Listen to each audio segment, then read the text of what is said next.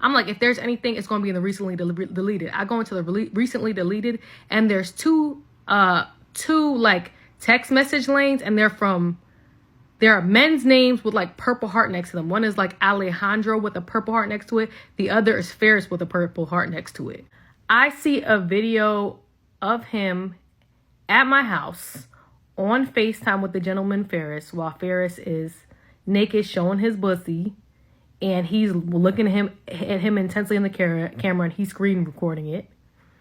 And I am shook, honey, like completely shook. I'm like, I see your messages. I see this, that, and the third. And he's like, you know, I'm not going to lie. So old habits die hard. I'm used to getting money from these guys. Like, I lead them on. I don't do anything with them. I just lead them on to get money from them, and then I cut them off. I see videos with full penetration. I see videos of him looking at the same dude, Ferris's Bussy, a different video, while he's, you know. I see videos of him on top of a guy doing whatever to him, and he's like, do you want me to stop? And the guy's like, yes, sir.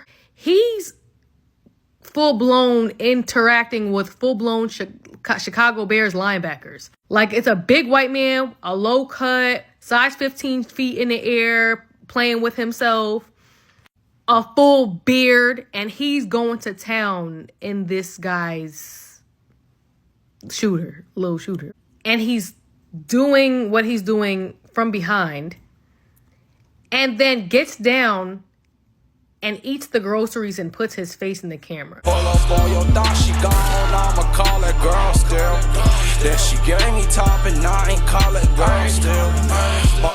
How I ended up married to a DL man, part 1.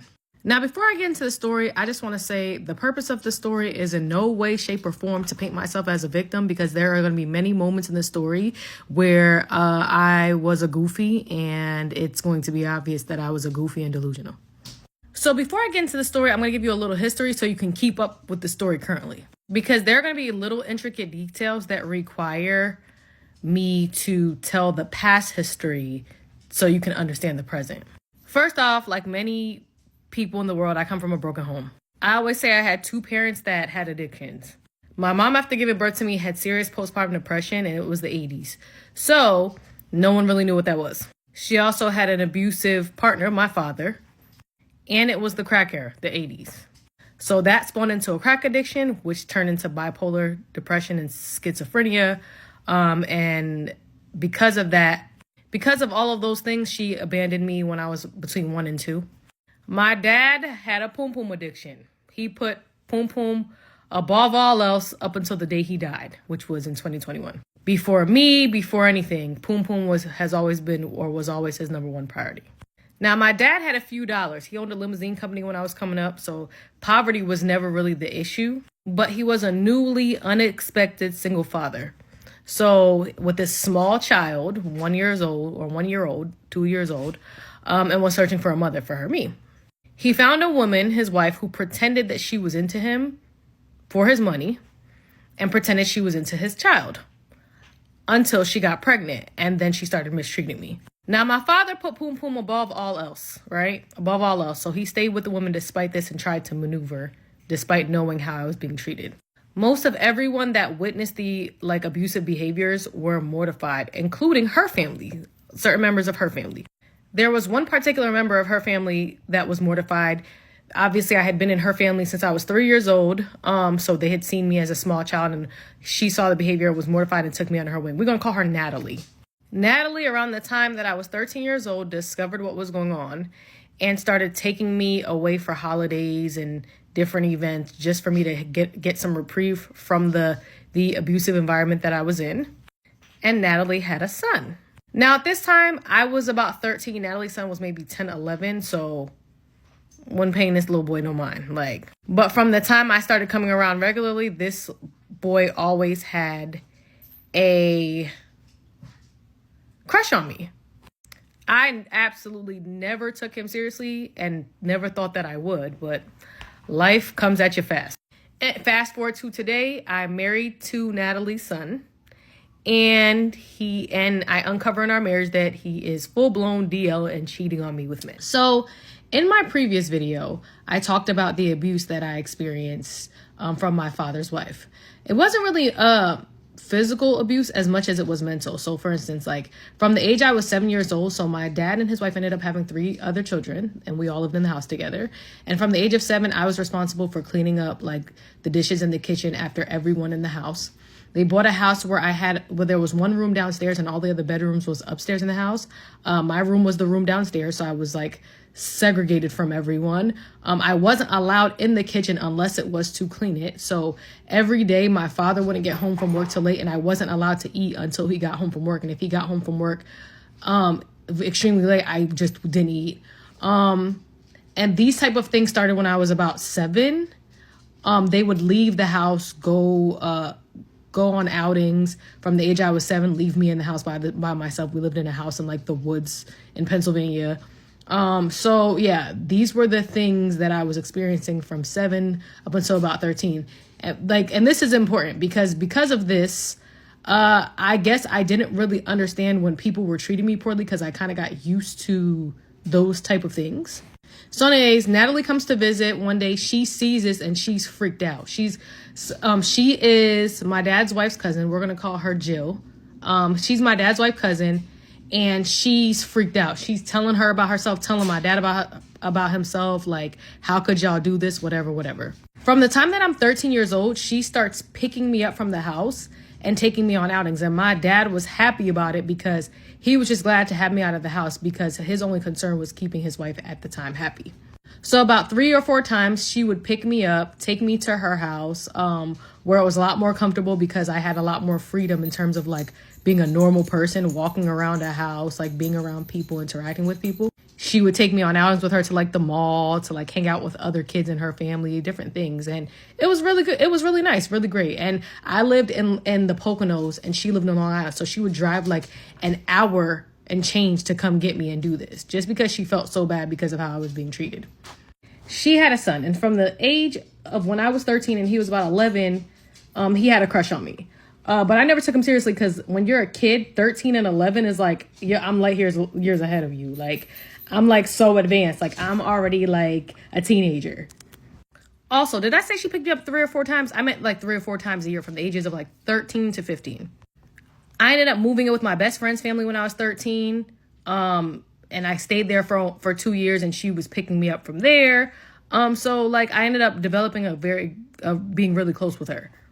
And yeah, she had a son. He had a crush on me. I looked at him like a little boy, never paid him no mind. I looked at him like a joke. But I always respected and appreciated what she did to me. Fast forward to adulthood, like I ended up joining the military, but when I got out of the military, I would still like try to show my gratitude for the things that she did. Anything that she invited me to, I would come. Anytime that she was having something, I would show up. We would spend hours on the phone together. I would tell her about things that I was experiencing, things in my life. And we had an all-around closeness. I would call it a mother-daughter relationship. Now, during this time, obviously we're both adults because I fast forward to adulthood because we're here now. Let's say 20s. So her son didn't live in her house.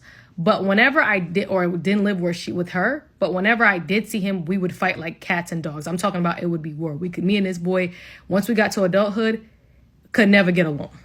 Like, I'm talking bad. It would like nearly come to blows almost every time. Like, I couldn't stand him because I just felt like he had a miserable personality. Like, he was always like so insecure about everything. Anything would set this guy off, even them.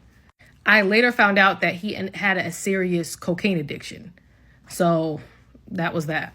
But again, mine and her relationship didn't change. We were close for years and years and years and years. Extremely close. I was closer to her. I would say, this is a fact. I was closer to her than her own children by a lot. Now, during this time, I'm building my career. I'm building my life. I ended up in real estate, buying houses, buying properties. I'm dating. But for whatever reason, I'm not meeting the type of man that I would like to, okay? Well, I gave the background of the story, so now we can start getting into the meat and potatoes of this shit, okay? So I was dating, and I wasn't necessarily coming across the type of relationship that I wanted. So now at this point, I'm 36. I had my eggs frozen twice just in case. I had never attempted to get pregnant, although I know I could, because I was just waiting to do things the quote unquote right way, to be married the way they say you should do it, married and have kids. But I started to give up on the idea and decided that maybe it just wasn't going to happen for me. So, we all got that little biological clock. So I was like, well, maybe I should start scouting for someone that I trust, that I respect, that I have a prior relationship with, or that I'm cool with, to potentially have a child with. So I'm talking to Natalie, and she's like talking about people in her family because she wants to have a biological connection to me, because even though we're very, very close biologically, we don't have any blood relatives.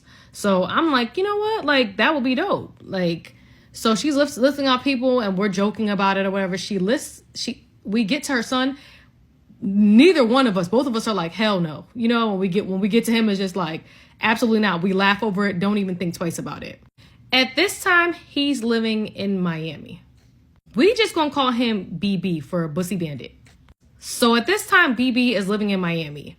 Now, over the years prior to him living in Miami, I had definitely seen him quite a few times over the years. It usually turned into a war at some point because, like I said, oil and vinegar, but I had seen him over the years. We had gone out to eat quite a few times, me, his mom, whatever, and other family members. But there's one particular time his mom invites me out to eat with him and his best friend. Now, prior to this, he had girlfriends that I knew about that he had been with he had a girlfriend that he had been with for a couple years, and I never thought anything of him in terms of like sexuality, But there was a best friend who he was always with, who he wanted his mom to meet, and she invited me to come along. But she's like talking to me, telling me how invested this guy is to meet her, and like how BB is telling him that he'll be so like disappointed if he doesn't get a chance to meet her. And I think this is weird. But I'm like, people have different friendships, whatever. Maybe he just really wants to meet his best friend's mom. Also, the guy has BB on payroll for his company, but BB doesn't work. So I thought that was strange. And they were like traveling together and doing different things. But again, there's going to be many times in this conversation where I'm a goofy. So just keep up. We're going to call the best friend Chuck. So Chuck and BB show up to dinner with us, and Chuck is clearly rainbow. He's clearly part of the LGBTQ community. He also seems very intent on making a good impression on BB's mom, Natalie. So while this is happening, me and Natalie are at the table texting. And I kind of tell her, I think this dude might be, rainbow. And she's like, I know, OMG. We're texting at the table with him. Like, she's like, OMG, my son is rainbow. But again, we're just talking. There's no confirmation, but it's just very, very strange behavior at this time. We get in the car. We're talking about it. We're like kind of like in shock, trying to process what we just experienced. They invite us out again the next day. The next day we go out. Now, on this particular day, things seem a lot less, tambourine. So I'm like, I kind of like, it's still in the back of my head, but I'm like, who knows? Like, maybe. All right. So being that I'm in the house pregnant by said DL husband, I guess I could give y'all part 4 because I ain't doing shit else. My life. So after the dinner with Chuck and BB, we like everyone in his family is kind of like, in his immediate family is kind of like suspicious, because now there are certain red flags. Like, how are you, like, why are you on this guy's payroll? Like, what's going on? Why is this guy, certain things just aren't added up. There's suspicions, but like, again, nothing can be proven. But now everything being said and done is being analyzed because the behavior, like what's going on. Like one time we were having a conversation and he told us with the girlfriend he was with for 2 years, he never had an explosion. But he said he always had an explosion with this big girl he used to smash. So then we were like, maybe he just has a big girl thing. He told one of his family members like that Chuck was like, would die without him one time. And the family member was like, what? Like, another time he was on vacation with Chuck somewhere, like they went out of the country somewhere, and he FaceTimed, but someone said they only saw one bed in the hotel room they were in. Again, now all of this is suspicious behavior, but this is not definitive anything. This is just like, we don't know if we're being like, bigoted a-holes at this point. Also, keep in mind the cocaine addiction. So we don't know if maybe because the guy kind of seems like a sad soul. So we kind of felt like he was just using the guy, which is fucked up, using the guy for his resources because the guy seemed to be well off. I'm telling Natalie, like, maybe he's like rainbow for pay. Y'all know the term. So her and him end up getting to an argument about something else. And she like cusses his ass out and says, that's why you rainbow for pay, and blocks him. And they ended up not talking for a while. So he moves to Miami, cleans himself up, cleans up his addiction, and ends up trying to start getting his life back on track. He starts trying to get into the fire department for a job, and he's moving forward with the process. But he has an open court case in Virginia that he has to deal with. So his family is helping him to go to Virginia to deal with this court case. So his mom invites me to this event. Her niece is graduating from college, and she invites me to the graduation party. And unbeknownst to me, he's going to be there. He's there. So our interaction is very, very different than it normally is. Like, we actually kind of cool, which is unusual for us. But I find out later that it's because he had ended up cleaning up. Like, he was no longer an addict at that point, on cocaine anyway. So we like cool, we kikiing or whatever, like laughing, chopping it up or whatever. At the party, I brought my puppy there. He's like watching my puppy for me the whole time. Just on some cool shit. There's an older man there that tries to talk to me. Historically, since we were kids, anybody that tries to talk, again, this man has had a crush on me since we were children. Any person that has tried to talk to me, he has beef with. So I don't even remember how this beef like escalated, but eventually they ended up having words, and BB whoops this man's ass. His finger is damaged. I end up taking him to the hospital or whatever because his finger's like bent or whatever.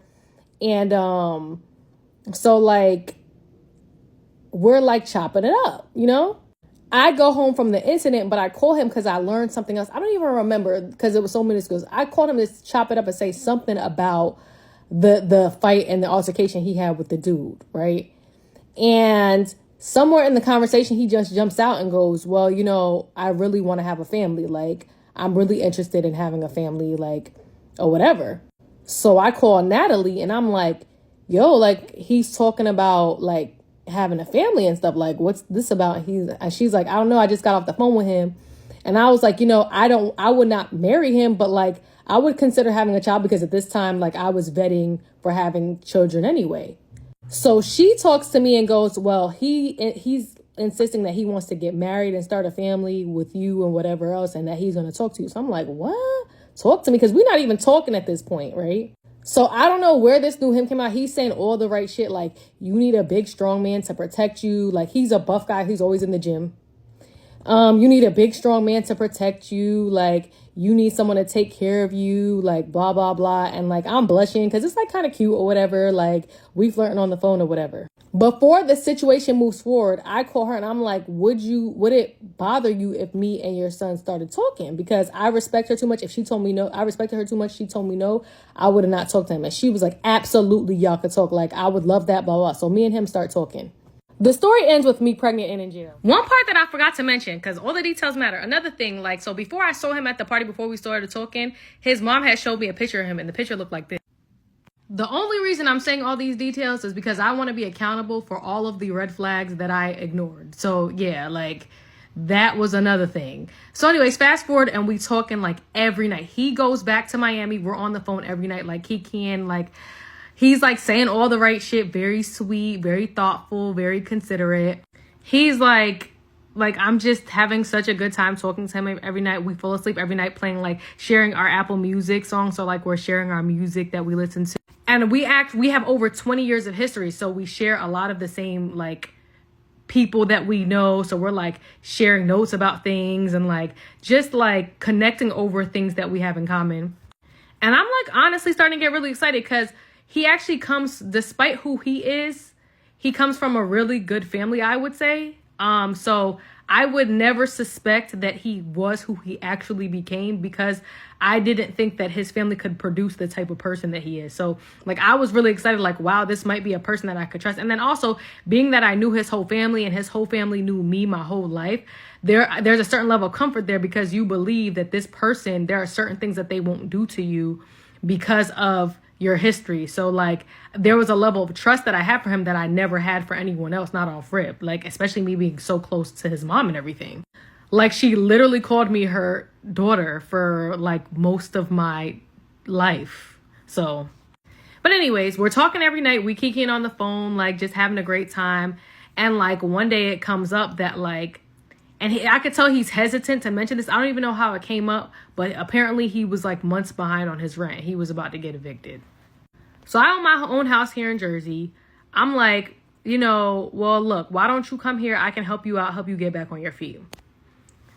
Like I said, there are going to be many times in this story where I'm a goofy, okay? I'm taking accountability. So he's acting hesitant, but like, I kind of know because I know his family that his mom's family don't really want him at their house because of past instances, and his dad's family don't really want him at their house because of past instances. All of these, again, red flags, but I'm like, oh, nah, you're so great. We've been talking every night. Come on over. I give him like $1,000 to make the move, like to give something to his landlord, clean out his apartment and come. Again, a goofy. And he comes. And at this point, the only people that know that we're dating is his mom, because we kind of like didn't want for his family to know. At the time, he was dealing with that court case in Virginia, and his grandmother, who is kind of well off, was the one that was paying for it. And we felt like she may not approve of our relationship, so we were kind of keeping it wrapped. So because she was paying for his attorneys and stuff, we thought. So he comes here, and things are really cute at first, like it's fun or whatever. And then the mask starts to slip. Every other day, every 5 seconds, this nigga is getting an attitude for nothing. Like, I'm talking about like snapping for no reason. And then like, also it kind of seems like he's not, like, he seems happy, but like something's off. He's also a heavy smoker. So like, usually he would smoke and he would like be cool, but like, at any given moment, this dude could have like a mood swing, and like we're at it. So I'm like telling his mom, like, I don't know if I can handle this, because now I'm starting to feel like I bit off a little bit more than I can chew. So I'm like, I don't know if I can handle this.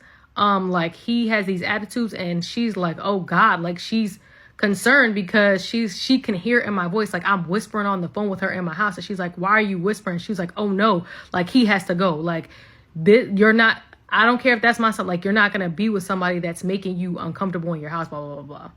Now, remember the history that I told you I have with the drug addicted mother and the past that I have. So, like, I'm trying to be patient because I'm like, well, like, I'm concerned about his sobriety. Like, I'm very proud of him because he made the step to get off drugs or whatever. And like, I don't want to like turn my back on him and he goes back to that. Like, he's getting his life together, and I want to be here to support him. So like, we go through it, we deal with it, whatever. But I'm still very, very suspicious though, because again, I'm somewhat of a seasoned woman. So typically when a man face like starts to slip, like his mask starts to slip, and all of a sudden he starts giving you attitude, usually it's another bitch in the picture. Like, another bitch came in the picture and he mad he with you, right? Mind you, we like weeks into this thing, and this starts happening. So I'm like, what the hell? So one night he's sleep in bed, and like, I just pick up his phone while he's asleep, and I put his birthday in, and that shit opens. So I'm looking through it, and I'm looking through his messages, but I'm nervous because dude is literally laying right next to me. So like, I'm looking, and then I put the phone down, put the phone down because I'm scared he's gonna wake up. But finally I decide to get up and leave the room. I'm like tiptoeing out of the room with his phone.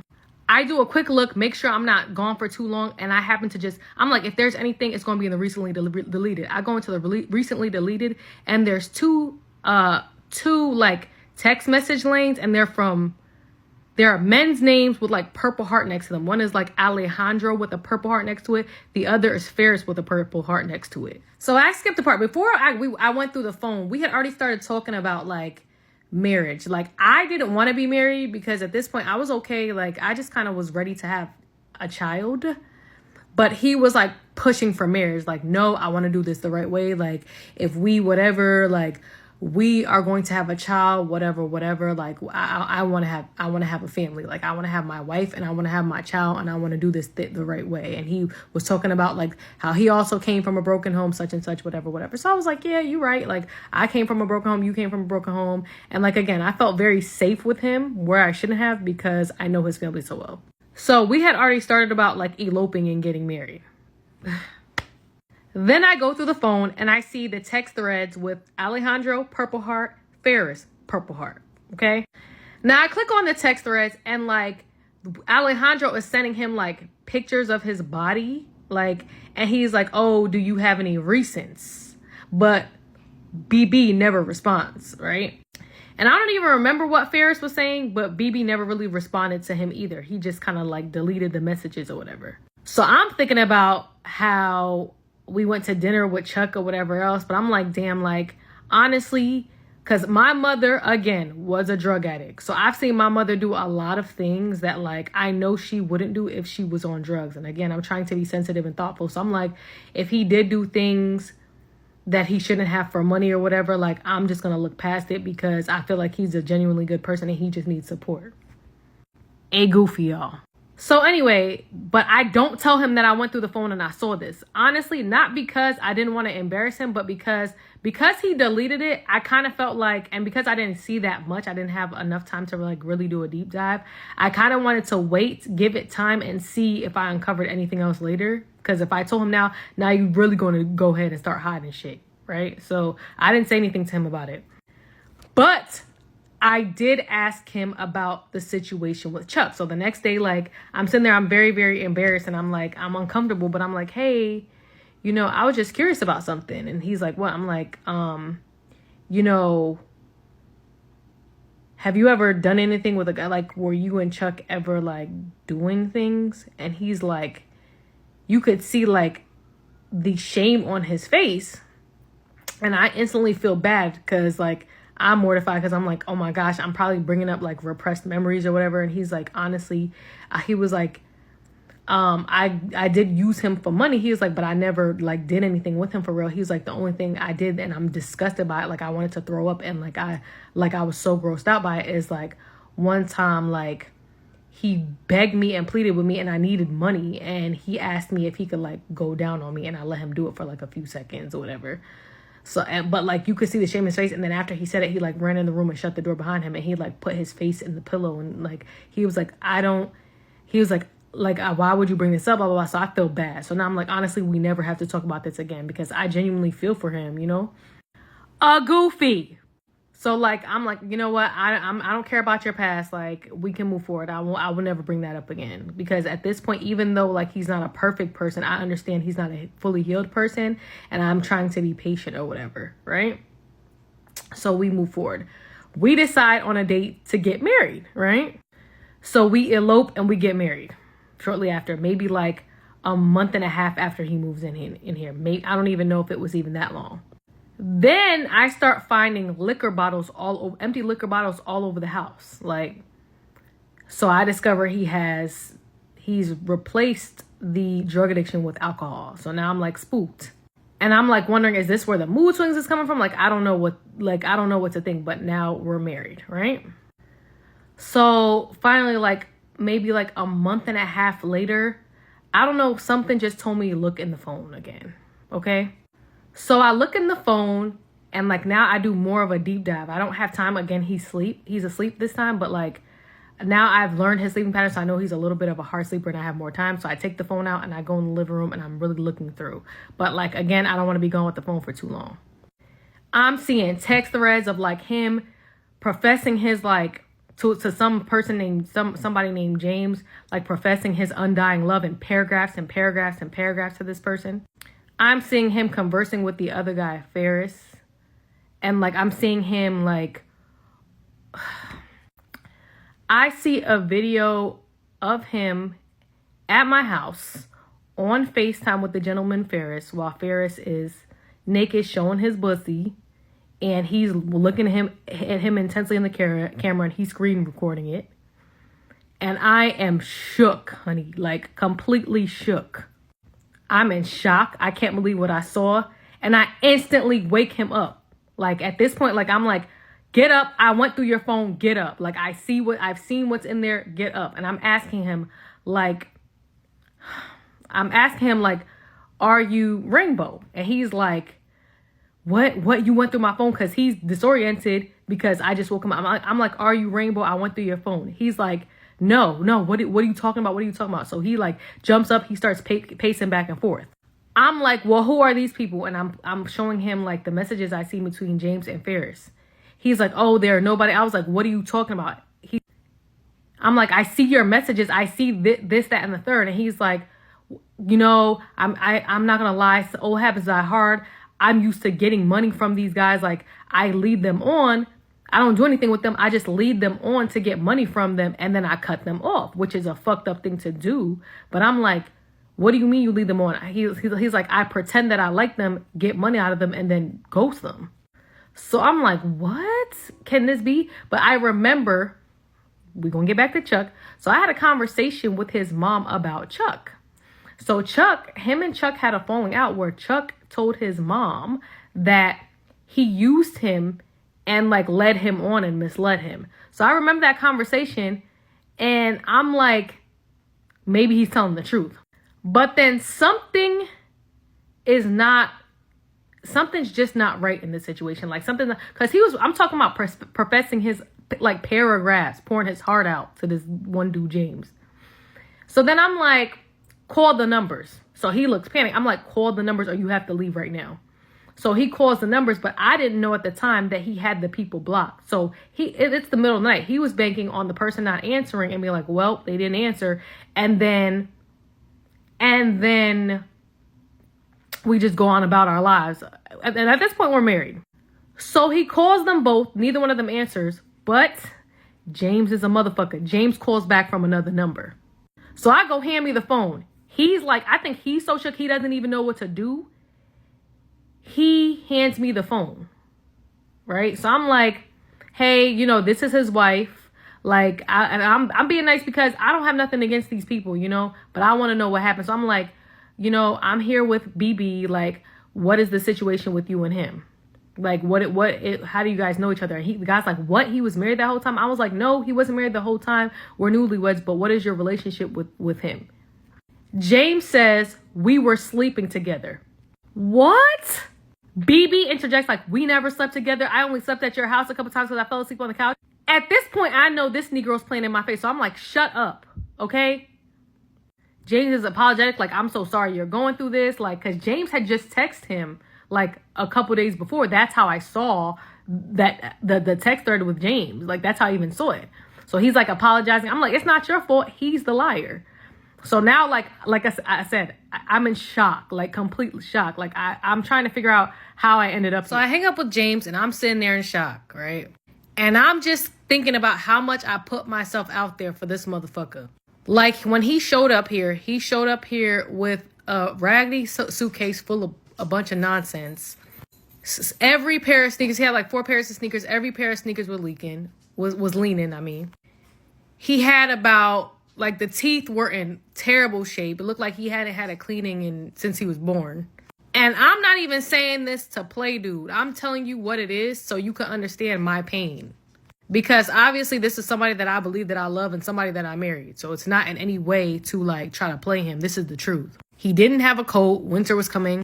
So I spent my cash, got him a dentist appointment, pushed him to get a job. The job wasn't that he interviewed for that wanted to hire him, wasn't calling him back. Pushed him to harass them till they gave him a start date. Revamped his shoes. Like, he loves Yeezys. Started helping him to revamp his Yeezys. Try to get him like some decent clothing. His birthday came. Like, I hooked him up for his birthday. Like, mind you, how he sold me in this marriage was like, I have every intention to be a great husband. Like, in my previous relationship, I destroyed that relationship. Like, I know better than to make any mistakes ever again. Like, I'm going to take care of my babies and you included because you're my baby too. I'm like toting him back and forth to these appointments. He didn't have a car when he got here. So he's driving my Mercedes around for whatever he needs. And I realized despite me knowing his family for so long or whatever, I have no idea who this person is. So I'm instantly like, I go into shock. I'm asking him like, do you have Grindr? How are you meeting people here in this area? He's like, no, I don't have Grindr or whatever, because the Ferris guy whose Bussy he was staring at in my house, is in Jersey. I'm like, how did you meet this person? He's like, I knew him from before. Like, I don't have Grindr. So I'm like, give me your phone. He's objecting. He's like, no. I'm like, give me the phone. I swear to God, like, you have to leave. Either give me the phone or you got to go. And I'm telling everyone. So he's like, fine. He gives me his phone. So I'm looking through. I'm seeing all types of shit in this phone. I'm seeing paragraphs of text. I'm seeing text messages. I'm seeing all types of stuff. And I'm like, my mind can't even process it. I stop looking and I walk off. I'm hysterical. I'm crying. Like, I'm like broken because I can't. It's not even, honestly, it ain't even about the gay part for me. It's the fact that some of this stuff was being done in my crib. Like, so his reasoning is, well, it's my past. It's my past. Like it's things that I did before you, whatever. But it's videos of you doing this shit in my house. So like, I'm distraught. I can't even think straight. So I think he goes to work. I'm not sure what happens, but somehow like I end up on the phone with his mom and I'm telling her what I saw. And she's like, so when I first saw the text messages of Alejandro or whatever, and the other guy, she was like, I think he's like, whatever. Like, I think he's rainbow. And I'm like, yeah, but I don't even care if he if he was like, you know, rainbow for pay before, like as long as he doesn't, because now I'm like, she don't know we married at this point. So I'm already like trying to rationalize it in my head, right? I'm trying to rationalize certain stuff. So I'm like, if he was that before or whatever, like whatever. So I want to say he goes to work. He's working at this time. And so he's like, babe, I don't want to lose you. Like, I fucked up. I'm sorry, whatever. Like, can we work this out? Whatever.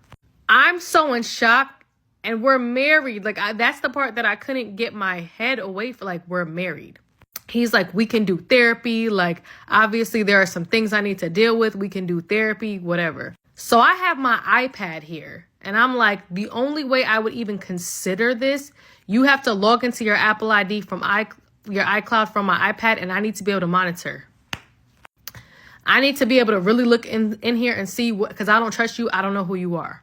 So he logs into the iPad, and I start looking. Once I think he goes to work or something. I see videos with full penetration. I see videos of him looking at the same dude, Ferris's Bussy, a different video while he's, you know, I see videos of him on top of a guy doing whatever to him. And he's like, do you want me to stop? And the guy's like, yes, sir. Or no, I'm sorry, no, sir. In the videos of full penetration, I see size 15. We're not talking about the dogs. We're not talking about transgenders. Like, he's full-blown interacting with full-blown Chicago Bears linebackers. Like, it's a big white man, a low cut, size 15 feet in the air, playing with himself, a full beard, and he's going to town in this guy's little shooter. Then he turns this big burly linebacker man over, and he's doing what he's doing from behind, and then gets down and eats the groceries and puts his face in the camera. At this point, I'm mortified, because I'm like, you are like, what is this? Like, you're full blown rainbow. Like, mind you, I wish it was one of the dolls. I wish it was some of the dolls, but it was multiple different men, and every one of them looked like a man.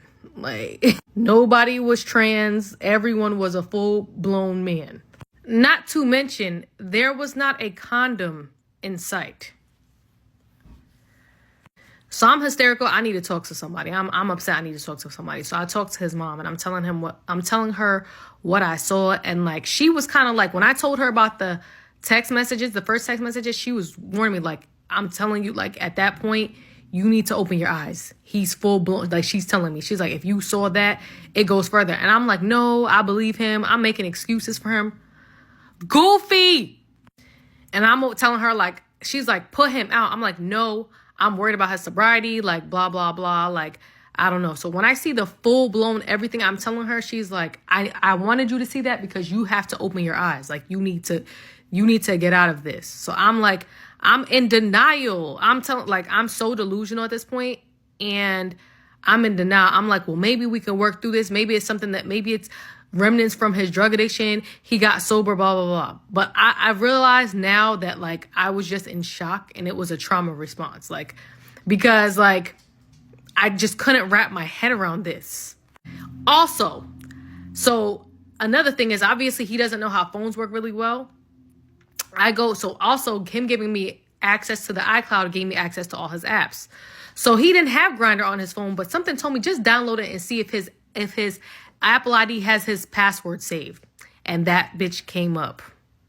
Dude was on Grindr, laying next to me in bed in the morning, soliciting men on Grindr, asking men if they shaved, telling men he couldn't wait to put his face in their Bussy, all types of stuff, like a full-blown nightmare. Like I felt like I was in the Twilight Zone. And I didn't have anyone to talk to, so I was talking to his mom, because at this point, I trusted her because I knew, for one, it's your son. So you probably too embarrassed to tell anybody this about your own son anyway. And for two, I had such a close relationship with her already. Like, I felt like I could confide, and like she's like kind of talking me through. So after all that happens, I'm asking him straight up questions. I'm asking him a bunch of questions. Are you Rainbow? Dude is telling me no. I've seen you full blown inserting yourself into another man. So, but he's saying no. And he keeps just saying, like, that was my past, that was my past. Meanwhile, there are numerous interactions of him interacting with people while he's married to me. As a matter of fact, one of the interactions, when he first got here, I didn't work for about a month and a half. The first day I went to work, he texts Ferris and asked Ferris if they could hang out. Ferris told him, oh, I don't have a car, so you're going to have to send me an Uber. He's like, no, I'll come get you. BB don't have no car. So at that day, I took the train because I was working in Manhattan. So whose car were you going to come get him in? Ferris told him, oh, well, I'm celibate. And BB goes, well, it's no point of us linking right then, right? That same day, I remember that his phone went dead for hours. Like, there were a couple hours where I could not get in contact with him when I was trying to come home on the train. And I wasn't sure how I was going to get home because he had my car. But this guy's like in denial, trying to convince me what I saw is not what I saw. Like, he's not Rainbow and this, that, and third. And like, the more we talk about this, the more like Rainbow his answers get. Like, he's at this point a raging Rainbow person. Like, at this point, at one point I'm questioning him, and he goes into like a whole like fit of like, look, I don't F like a bitch, okay? And I'm like, what? And he's like, yeah, I don't F like, and I don't get F like, so you the one doing the bending? So at this point, my brain goes into full-blown, like, denial, I think. And every night I'm in this house, in the living room, balled up in the corner on the floor for, like, a week and a half, listening to, like, sad music and getting drunk for, like, probably a week and a half, 2 weeks. I'm literally starting to become an alcoholic to cope, and I'm someone that doesn't really drink. When I was in the military and I worked as a medic, they told us about the 5 stages of grief. Denial, anger, bargaining, depression, and acceptance. And I definitely went through all of them. So I'm in denial, but then the anger sets in and I start cussing this motherfucker out. Like, I'm talking to him like dirt in here.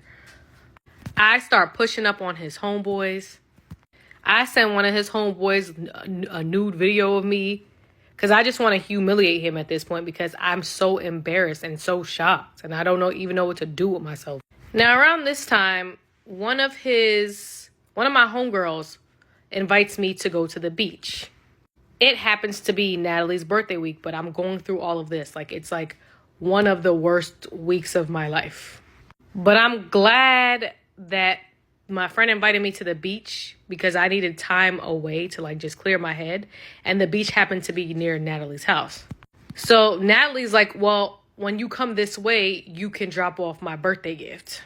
Now, I was surprised by this because I had bought Natalie birthday gifts 2 years in a row. I bought her like AirPods and some other thing the year before, and I bought her I gave her like $300 for her birthday before that.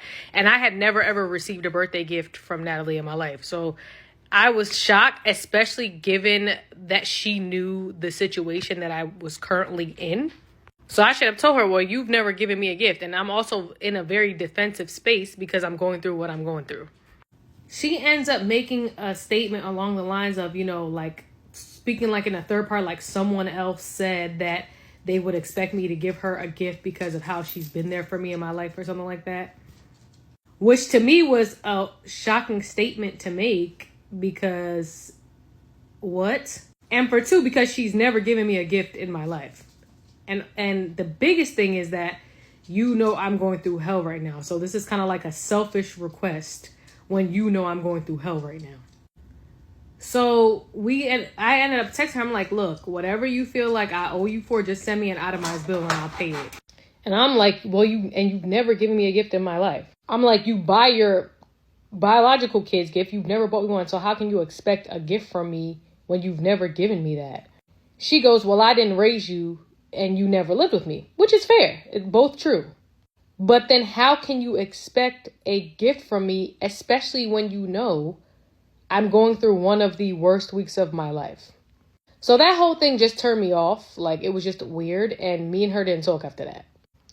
So I'm in the house going through it with her son. Now, mind you, on top of that, this dude has other issues. Like, he still is having his little mood swings. And then his hygiene is in hell. And I'm like experiencing some shit I had never experienced before. I'm doing laundry and it literally looks like dude is wiping his ass with his drawers. I'm not talking about like skid marks. I'm talking about like, it looks like you used your underwear as a tissue. Piss and poop on the toilet. You don't clean nothing in here. So I'm doing all of the cleaning. Your feet literally stink every single day. And I learned it was because this dude was literally going for a run every day, taking a shower, and then putting the same socks that he ran 5 miles in back on. So let's count what's wrong with you. You're secretly trying to sleep with men. You have poor hygiene. You have no money, and you have a bad attitude. So, like I said, I was going through it at this time. But I'm like, you know what? Because I'm a goofy, as I keep saying. He asked me to go to therapy. I'm like, let's go to therapy. So we go to therapy. The therapist is honestly amazed by this dude. She's like, so this therapy is in September. Beginning of September. I caught him in August. He's telling the therapist, oh, it was the past. The therapist is like, you were married. It was while you were married to her, and it was last month. That's not the past. That's literally this morning. He's saying in therapy, he's not rainbow. He's not rainbow. So I asked him, I'm like, let me ask you something. If someone else did all of the same things you did, would you consider them to be rainbow? And he goes, yeah. So then I go, if what you did isn't rainbow, what are the requirements to be rainbow? So he couldn't answer that. And I'm like, you want to know why you can't answer? Because if you answer, you'll realize you already met them. But time heals everything. And eventually things start to feel normal, although they're not. Because, like, again, I really think what ended up happening is that I started disassociating. Like, my brain just started shutting down. Like, my brain decided, like, this is not my life. So let me just remove myself from here. And I started running on autopilot. So at this point, like, every time I think of a question to ask him, I ask him. So I'm, like, asking him questions every 5 seconds. Like, I'm asking him, like, how many men you been with? Dude is telling me he doesn't even know how many men he been with. I'm asking him because at this point, he's the one recording all of these interactions. So obviously you're really enjoying it because you want to remember it. That's why there are numerous recordings. And one of the recordings, as a matter of fact, he was naked walking around and a hand reaches in, grabs his meat, and he's getting ready to turn the camera, and the person says they don't want to be on camera. And he goes, I'm not going to put you on camera, but it's clearly a man. Another thing is, I ain't find one woman in that phone. Not one. I scoured. I was hoping to find a woman in that phone. So I'm like, again, like I disassociated. I'm disoriented because I know what it is, but I'm still in denial, right? So at this point, I'm like, fuck it. Like, all I wanted was my baby anyway. Like, I'm married. Like, I'm not going to go through the process going through a divorce. I know this man's family, even though he's not shit. Like, I know his family. I'm going to take my baby and go. So I'm like, look, we're just going to move forward with the baby plan. Y'all just bear with me. Goofy, right? But there's one catch. Up until this point, he has not been able to have an explosion from us having relationships.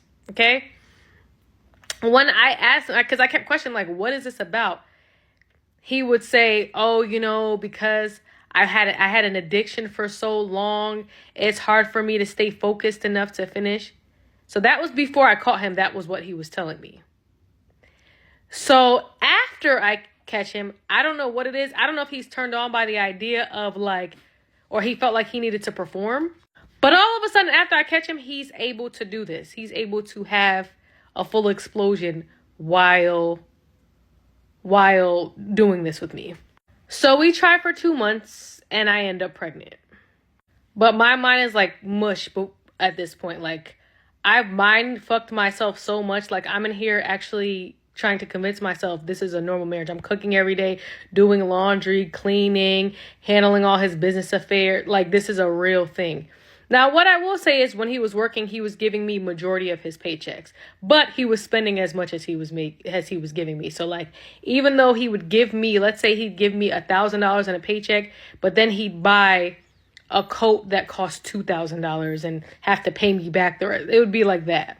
So now I found out I'm pregnant and like, I'm thinking I had disassociated or whatever. So I'm thinking like everything's fine, but everything's not fine. So when I get pregnant, about 3 weeks into it, all of a sudden my mind starts working differently, right? As a matter of fact, we're going to go back. So before I found out I was pregnant, me and Natalie hadn't spoken. So one day, like he had a court case in Virginia, right? So I had taken him to Virginia for the court case, and they ended up keeping him for 10 days. He was in jail for 10 days for this court case. So I ended up coming back to get him or whatever. He had to go back to work and just try to jump into life. Now, while he was in jail, I put money on his books, on his commissary. I made sure he had everything that he needed. I put money on individual people's numbers, like my number, his mom's number, so he could call people or whatever, and so on and so forth. But when he got out of jail, I guess things were hectic or whatever, and he didn't call his mom. I don't know what the reason is. I don't know why he wasn't calling her specifically, but he wasn't calling her. So we're laying in bed one morning and he was like, yo, my mom just texted me, and he shows me the text. And the text is like, I'm going to wrap it up because I don't remember verbatim what it said, but it said something along the lines of, I remember one part distinctly, but it was like, pretty much like, I can't believe that you're allowing Jennifer to make you not talk to me, because at this point, me and her weren't talking. I can't believe you're allowing Jennifer to make you not talk to me. She doesn't know what it's like to have a mother because she's never had one, and so on. And she goes on from there. Now, at this point, I'm in shock because even though like me and her hasn't spoken, it's certain things that are a low blow. You know what I mean? Now, keep in mind, I don't realize it, but at the time I had already entered in full-blown depression from being in this situation. So I read that. He shows it to me. I read it. And I get on my phone and I just cuss her out. I say everything negative that I could think of about her. I drag her by her pinky toe because like, I just can't believe unprovoked that you would say something like that. You know what I mean? So anyways, fast forward, like I said, we're pregnant. Now my brain starts working differently. Now I'm overanalyzing every single thing that's happening in here. I don't know. I guess it's like pregnancy brain, but like I'm panicking. I'm concerned. Every day I'm thinking about like, what am I doing? Like this man is not equipped to be a father. Like, what did I get myself into? And then a couple of things happened that was the final straw. First off, one morning I wake up and I get a phone call from my tenant at like 7 o'clock in the morning. I answer the phone. I'm like, what's going on? And she's like, do you know that your car door is open? I'm like, open? What do you mean open? She's like, not unlocked. Your car door is just opened. So I'm like, my car door is open. Dude left my car door open all night long where it rained in my car. So again, my like pregnancy brain. I'm like, bro, this is the type of nigga that will leave your baby on top of the car and pull off. This is the type of nigga that will leave your baby in the backseat all day. Like, I'm shook. I'm concerned. Mind you, he was the main one pushing for family and baby. I want my child. I want my child. He already picked out names and stuff. So he kept pushing for a baby. So now we're pregnant. And I'm having really, really bad gas, right? I'm having really, really bad gas one night. And I'm Googling, and Google's telling me all these different positions that you could do, like, for gas. One of them is, like, you could have someone push your knees to your chest. So I asked him to help me push my knees to my chest. I'm pregnant with his child, mind you. He goes, ugh, like, all right, with an attitude. And I'm like, what? And then he's like, look, I have to go to sleep soon. Now, mind you, a nigga with a fucked up attitude who can't hardly pay a bill, who you caught being DL, who you are now pregnant by for the kid that he asked you for, is now, who has bad hygiene, is now getting an attitude because you're asking him for help to deal with the pain that you're experiencing from carrying his child. That was the breaking point for me. That night, I asked him if he could sleep on the couch. I never slept in the bed with him ever again, and I asked him to leave. I reached out to his mom, asked his mom if he could come home. She said yes, and he agreed to leave. But for whatever reason, this dude kept stalling leaving. Like, he said his mom was coming to get him that night at 8 p.m. For whatever reason, she never came. He claimed that she fell asleep or something, and that's why she couldn't come, but she was going to send him a lift. Then in the morning, he claims, oh, you know, she couldn't send him a lift. She was going to come get him at 5 p.m. So I start losing it because now I feel like you're playing, and we have this huge argument. I'm saying fucked up shit to him. He's saying fucked up shit to me. We going back and forth. I'm telling him straight up, like, honestly, I don't even really want you around my kid. Like, you weird. I'm like, bro, and I would never, I don't even want my kid having your last name. Like, he's saying fucked up shit to me. He's saying I'm going to beat every nigga ass that you bring around my kid, all types of shit. Then he proceeds to take his shirt off, and he's walking through my house with his shirt off like a tough guy, talking about, you can call any nigga here that you need to call, blah, blah, blah, whatever.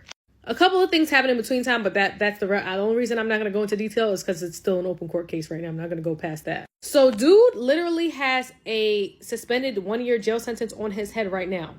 He also has a prior domestic violence case on his record. So rather than call the police on him, I choose to call my family for help because I'm like, this dude isn't here while I don't know what he about to do. He's doing the most. So I call my family for help. This whole time, I'm asking him to just leave. Just leave. Just leave. He's refusing to leave. I'm like, bro, you've done enough. Just leave. He's refusing to leave. When I call my family and ask my family for help, after he did all of that shit, all that, whatever, call whatever nigga you want, taking off his shirt, looking at me aggressively, walking back and forth here, he then gets on the phone with his grandmother and goes, she called her uncle to hurt me. Changes his tone of voice and everything. And I'm like, bro, this dude is a fucking nutcase. Needless to say, an altercation happens. He calls the police on me, and I get arrested, pregnant with his child. When the police get here, like I said, knowing he had all the shit he had going on with him, I stand tall. I don't say anything incriminating about him because I know if I do, they're going to take him for a minimum of a year. But this nigga is out there just saying all types of shit to police, and I ended up arrested. So he's over there saying what he's saying. I get arrested. You could tell, like, the police don't want to take me, but they have no choice. Like, at this point, based on what he said on the line, which was whatever. He said a lot of things. So they take me to the station. I ended up handcuffed to a bench for about 7 hours at the police station, pregnant. So I call my sister, I call my uncle, and I call his uncle. Because at this point, like, I already know, dude, you're not going to tell the story. Like, you're not going to tell what you did. So at least, I don't know how long I'm going to be in jail for. I'm pregnant with your kid, but I'm going to tell everything that you did. Like, so I call his uncle. I tell his uncle everything. Like, bro, I caught him cheating with men. Like, I just wanted him to leave, whatever. And his uncle's like, well, he's not coming to our house. There needs to be repercussions for him getting you arrested. Like, everywhere he goes, there's a problem, blah, blah, blah, blah, blah. He's saying that that he's afraid that you're going to send people after him. And I'm like, send people after him? Send people after him for what? I just wanted him to leave my house. Dude was refusing to leave my house. That was the whole issue with the situation, was that he would not leave.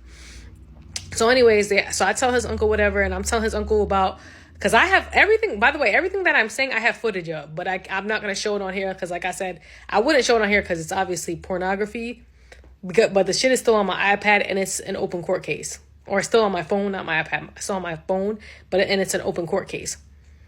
But anyway, so I'm telling his uncle, like, I have footage or whatever, and he's like, bro, send me that. Like, that's crazy. So I get off the phone with him or whatever, and after I'm locked for 7 hours I'm locked, chained to a bench for 7 hours pregnant. They then transport me to the county jail, or my county jail.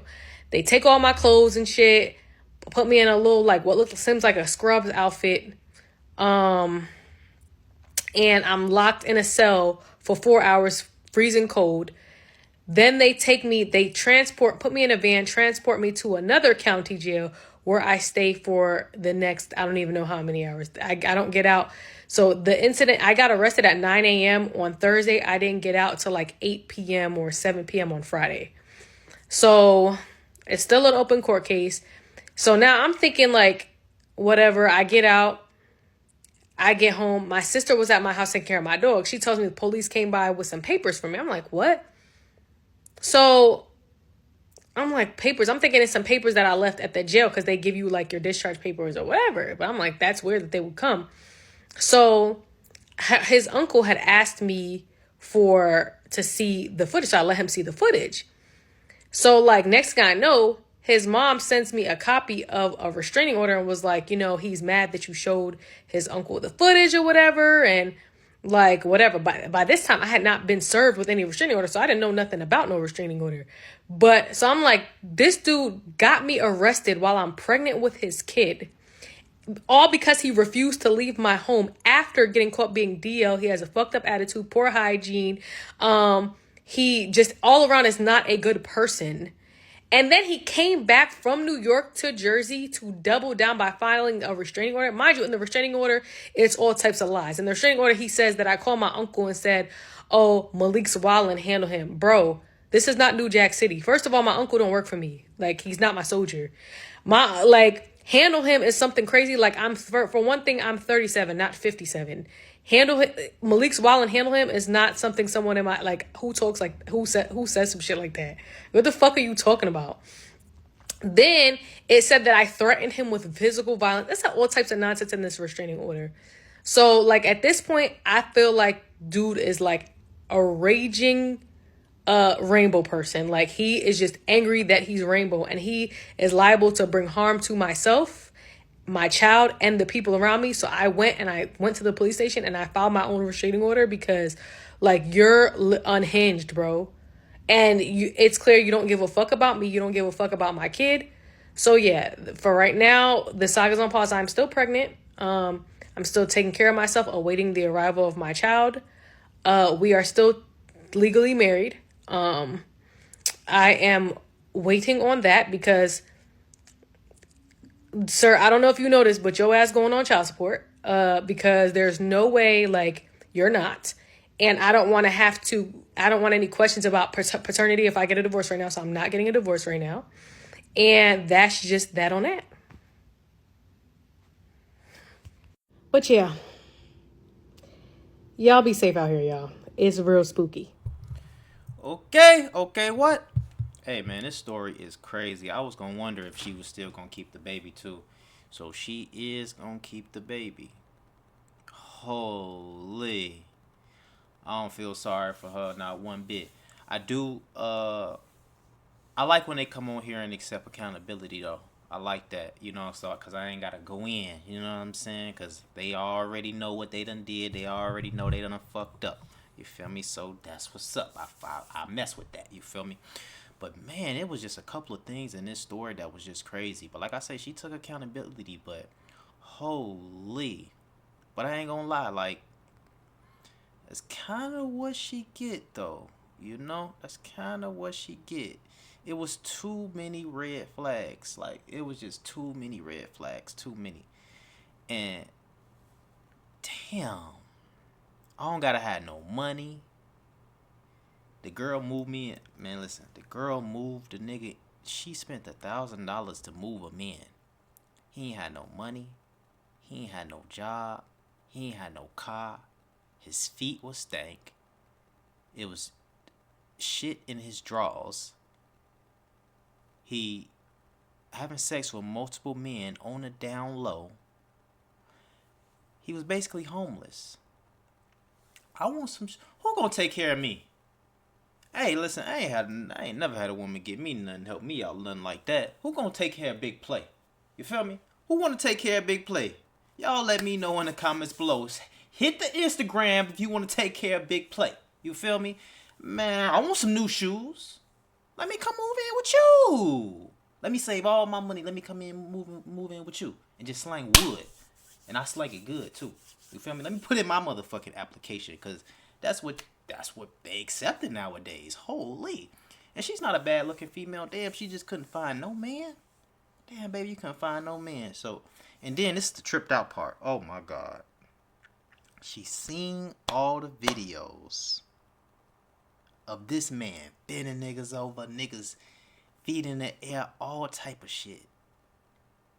And she said, well, let's proceed with the baby.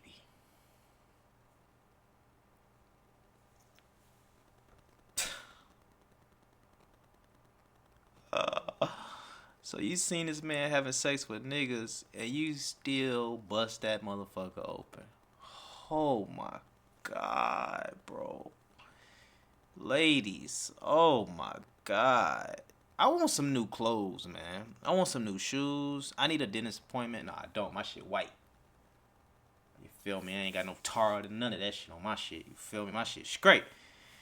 But, man. And then she say, it was not about the gay part. Or we know it was not about the gay part. She said it wasn't about him being gay. It was about him doing all of this in my house. It's not about the gay part for you? Wow. That's crazy what women accept nowadays. The more I do these story times, the more I see what women accept nowadays, I feel like I'm the best nigga on earth. What? I ain't got no baby mamas. I got something going for myself. I got multiple cars. What? I look good. I'm 33. Got the chain on. Diamonds bling. Feel me? Mercedes Benz. All type of cars. I got a couple of cars, baby. You feel me?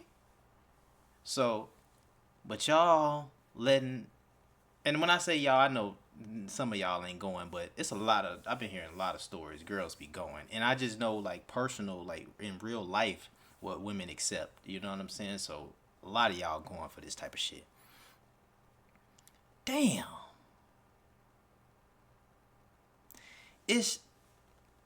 I'm going to tell y'all something that y'all might not have known.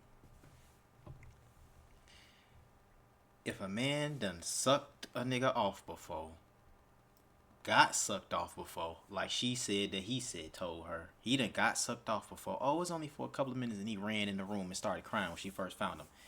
If he let a nigga suck him off before, he gay. I'm sorry to tell you.